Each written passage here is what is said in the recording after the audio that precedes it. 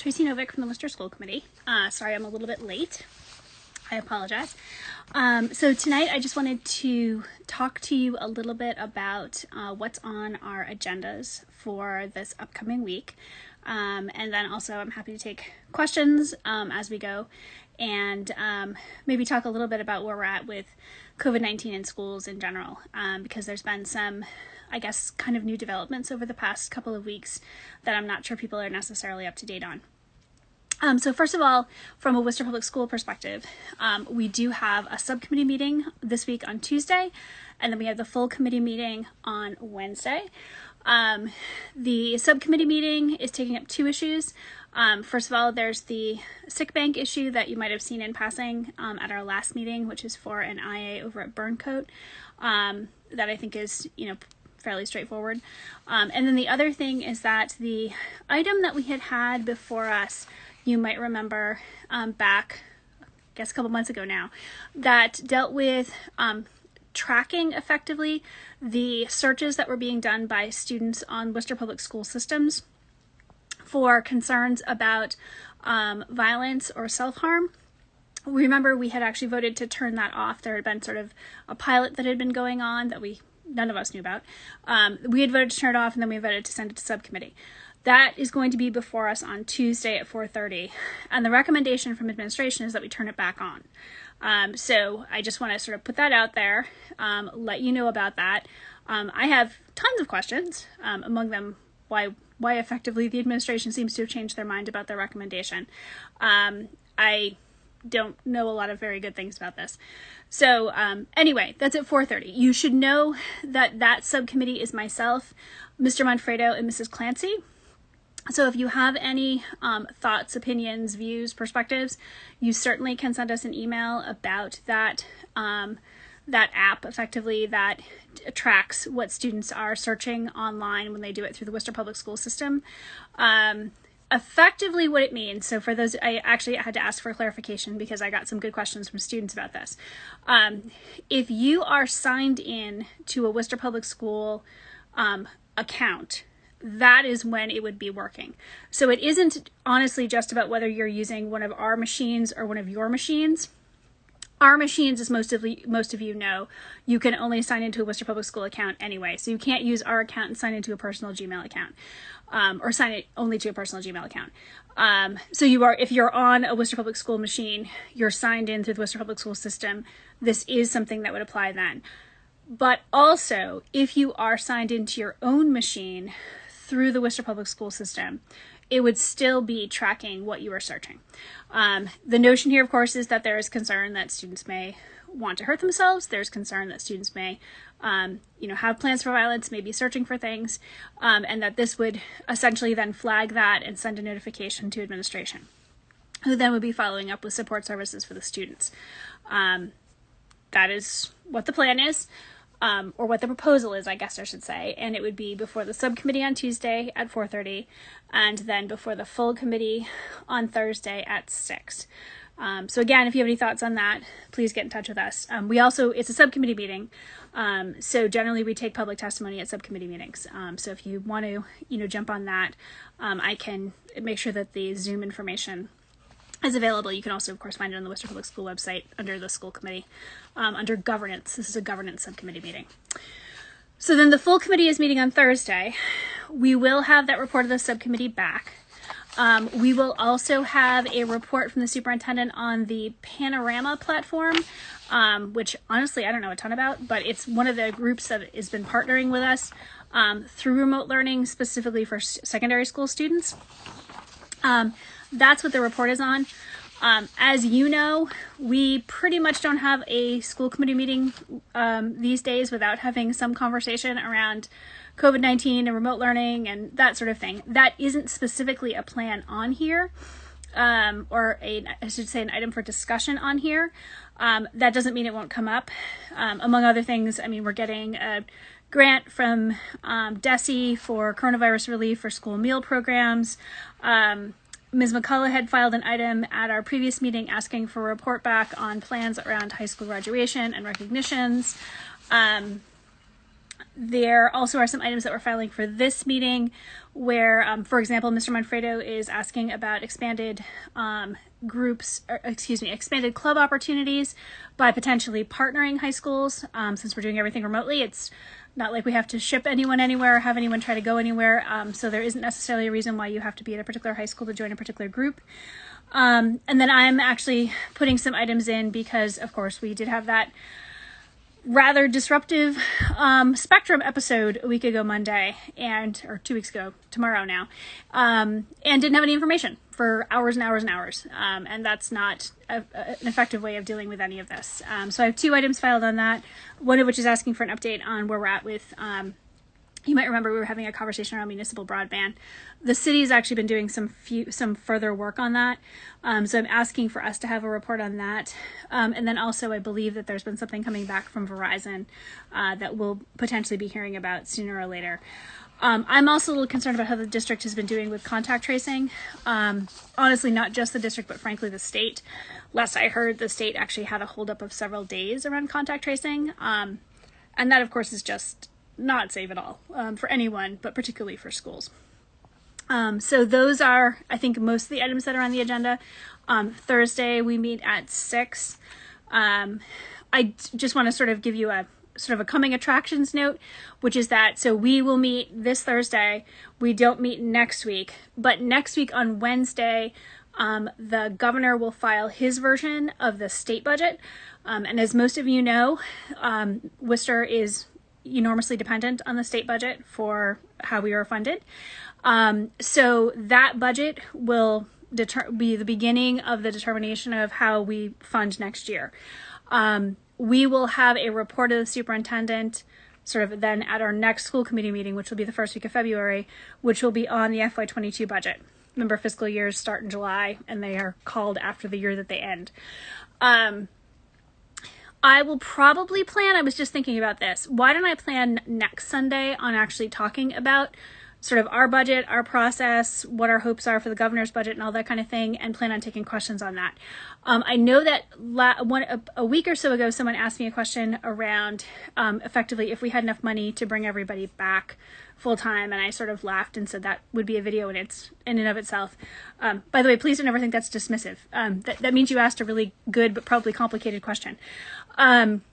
So I can start to answer that now, but I think I also would like to talk about that some more maybe next week, because next year is going to be, I think, a real puzzle in terms of what it is that we're actually planning, right? I know everybody has this sort of like, hey, maybe it'll all be over. And I think that, realistically speaking, we all know that even once you vaccinate everyone, how much has everyone been vaccinated? Have the high school students been vaccinated?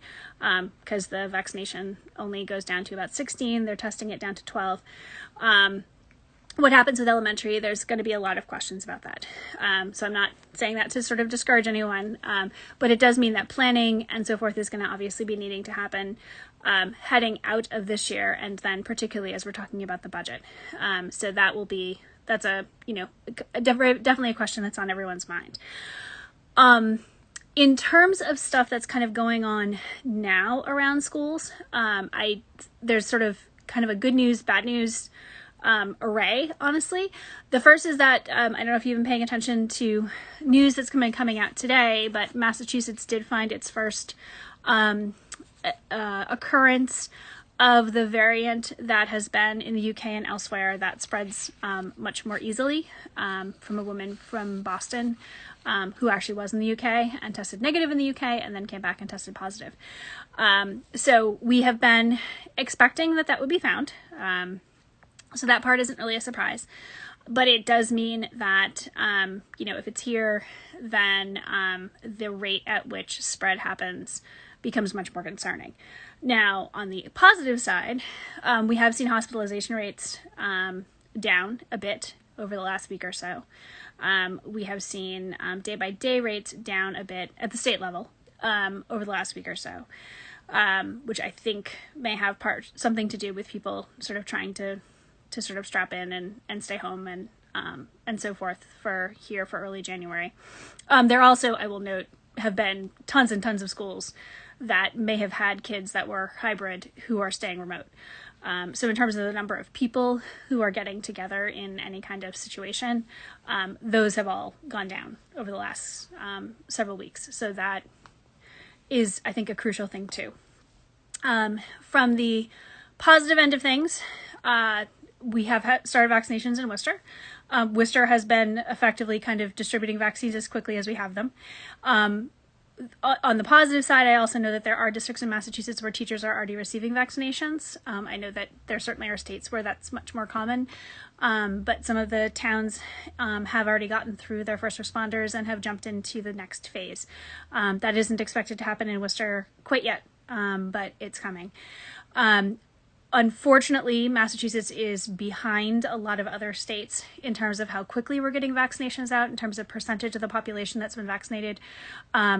I believe I saw a statistic right before I came on here that we're 26th out of 50, which is super not fantastic, particularly for a state that actually has a pretty good health system.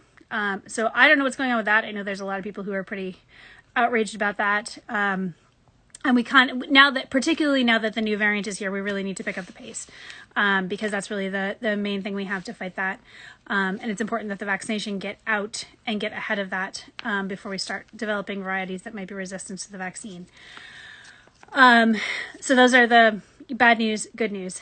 I did also just want to say, because I'm still getting emails from people that are clearly under the impression that sort of there's this subtle science that schools are automatically safe. I know that's been the line from the state, but as far as I can tell, the state actually hasn't been keeping up with what's been going on around coronavirus research, or at least they haven't been saying so, at least in terms of schools, since like maybe August, maybe October, which is really, really troubling. So if you haven't actually been kind of keeping up with what's gone on, there's been a significant number of things that have come out.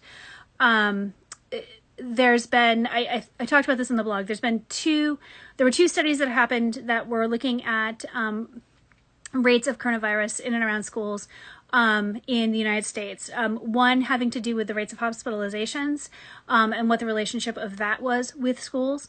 And then another one that was looking at the rates of sort of day by day cases and what that was with compared to schools. So in both cases, effectively what they're looking at is community spread, and effectively at what point you're seeing schools kind of fall over the edge, right? Because, schools, there have been places where schools seem to have been open in very sort of particular circumstances, in very particular cases, where they seem to have been able to severely limit spread. But it's clear that there's this tipping point at which that isn't the case anymore. And Massachusetts across the state is well over the tipping point. It has been for quite a while. So that's, I think, the first thing. The second thing is that people are still referring to Europe.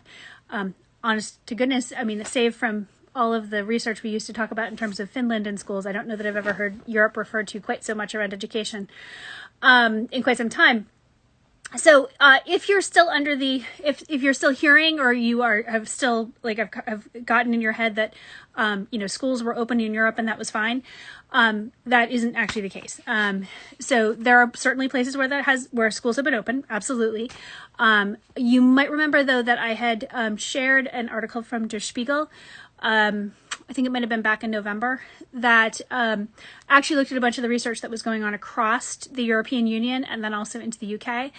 And they were doing things like actually doing regular testing for antibodies, which is obviously not something that we're doing in the United States, among an entire school population. And that research is really clearly coming back that kids are asymptomatic, but they have coronavirus. Okay, not surprising, really, right? And there also then is an effort in the UK where they're actually testing a straight 2% of the population every week. And yes, they're absolutely finding it in kids. They're absolutely finding it, from schools and so forth. So again, there was a really good piece that was done on the media interviewing Rachel Cohen who's been following this closely, which came out at the end of this week. And I really recommend it. You can either listen to it as the podcast or you can actually read the transcript. But she actually goes through, what On the Media usually does is it says, how has this sort of topic been covered? And she really goes step by step through kind of how we seem to have ended up in this kind of dead end situation where there's science that's happening all around us, and yet somehow the actual, truisms of what we think this all means hasn't been shifting. And that's certainly something that's happened with COVID-19 in schools, which is flat out dangerous, honestly, right? We can't actually have that. So just, take a look at that. There also was a big article, generally don't recommend the Wall Street Journal because they have a very aggressive paywall, but if you can manage to get past it, there is a very good article in the Wall Street Journal from Saturday that actually talks about, hey, Europe's actually shutting their schools down. What's going on with that? What are the rates? And they actually go back and look at some of that same research and now sort of brought up to date that was being talked about in the Der Spiegel article. So you might also take a look at that. Now, I did say that I'd be happy to take questions or if there's, anything that you would like to hear from me or that you'd like me to be looking into on your behalf. So by all means, I see that a bunch of you are on here. By all means, jump in and toss things in there if there are things coming up. I will say that we did have, of course, the shift in schedule this week. So, applause and thumbs up to everybody who managed to kind of bear with that. I know that wasn't necessarily popular. It wasn't popular in my house either. It does mean that our attendance rates are up on Friday, which is a good thing. Particularly if, you not only were on, if folks not only were on there, but were actually gaining something from the experience. As I've said before, if you're less than thrilled about the expanded time in synchronous learning, the state is taking public comment through the end of the month. So the people to talk to on this are the Board of Ed rather than anything else. I'm trying to think of what else.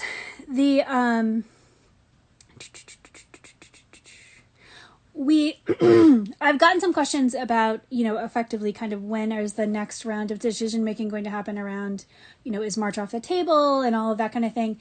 And I think, and if you saw some of the coverage earlier from the superintendent and her discussion around vaccinations,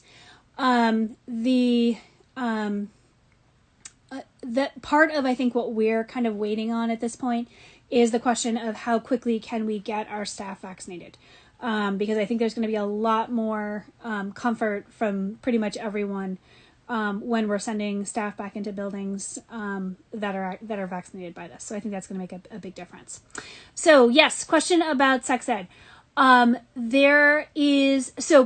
If you remember the last subcommittee meeting that happened on it, the requests went in two directions. They went to the city group that had actually done a recommendation, and then it actually went straight over to the health commissioner and said, in both cases, come back to us with some suggested resources and so forth. And also there was a discussion of it went to the PE and health coordinators and said, come back with what you think effective curriculum would be. My understanding, because I asked Ms. McCullough about this, among other things, we had a switch of the PE and health liaison over the last month or so. So that was part of what happened in the middle of that. But those three groups have all done their work. And so there's going to be, I know Ms. McCullough is setting up 2 meetings. And I'm not actually on TLSS, so I don't think I have it on my calendar, but it is coming up in the next couple of weeks. There's going to be a meeting at which they effectively get those reports back from the city administration, from the school administration, from the outside group that had actually all done work. They're going to have that meeting, which is like, here's the curricula that we've looked at, here's what it covers, here's what it doesn't, here's what we think. And then the next meeting after that is one that Ms. McCullough is planning on running as effectively a public hearing of, here's what we're here. So that way people will actually have an idea of kind of what's on the table and be able to talk about that specifically in addition to whatever else they think needs to particularly be considered. So yes, thank you for asking about that, because that is something I had followed up on. And that's where we're at with sex ed. The idea being that If we were to get this done, it could then be in the FY22 budget if there was a need for purchase of curricula or whatever. And then they would have the summer to be able to do whatever kind of professional development was needed, and potentially could be implemented for the fall. So that is the plan in terms of that. I'm trying to think of what else we have outstanding. Oh, at some point I really want to do to talk a bit about the superintendent's goals, because I think those sort of were like this silent thing that happened. And a lot of the things that I've actually heard the community talk about, like drop in suspension rates and effective evaluation of different kinds of, there's a bunch of stuff in there that actually responds to a number of the concerns that I've actually heard from the community. So at some point I need to actually share some of that with you too, because I think that maybe people haven't necessarily heard that. Any other questions or things that I should know or that you want me to talk about?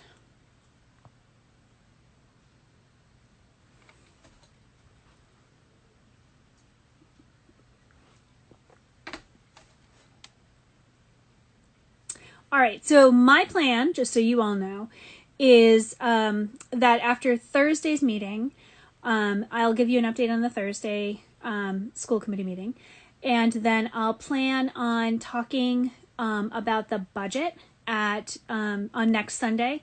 So we could talk a little bit about kind of where are we at with FY22, where are we at with the Student Opportunity Act. The answer on that is that we're nowhere because there wasn't any implementation. What do we actually need to kind of hope for and plan for state aid in terms of as we're looking at the governor's budget? And then what will happen is then that next meeting we'll be having the first FY22 conversation. I will tell you plainly that if by chance you're running into, your state reps or your state senators, if you can start to, raise an awareness and raise alarm around our funding, if we don't hold harmless in terms of our enrollment, not just our dollar amount, but our enrollment, and we don't have implementation of the Student Opportunity Act, we're going to be starting the year in a pretty severe hole. Hold harmless, as most of you know, I think our costs go up by about 3% a year.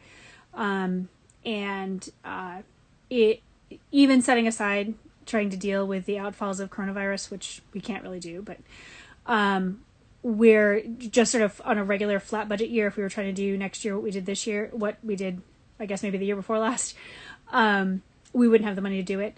But then if you add on top of that sort of the complications of what's been happening, and we try to run any kind of, for example, a hybrid model, the financial impacts of that are massive.